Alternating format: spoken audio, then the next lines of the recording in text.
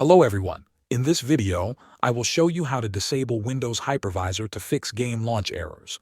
First, press the Windows key and type CMD on your keyboard. Right-click on Command Prompt from the results and choose Run as Administrator to open it with full permissions. In the command window, carefully type this command exactly as shown and press Enter to apply the change. After that, close the Command Prompt window and restart your PC so the system can apply the new settings correctly. Now move to the second method using Windows features. Press the Windows key and search for Turn Windows features on or off. Open the result to access the Windows features menu. In the list, scroll down slowly and look for Hyper-V, Windows Hypervisor Platform, Virtual Machine Platform, and Windows Subsystem for Linux. If any of these options are enabled, uncheck them one by one to disable all related virtualization components.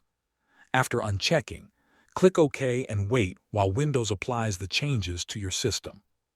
When prompted, restart your computer to complete the process. Thanks for watching.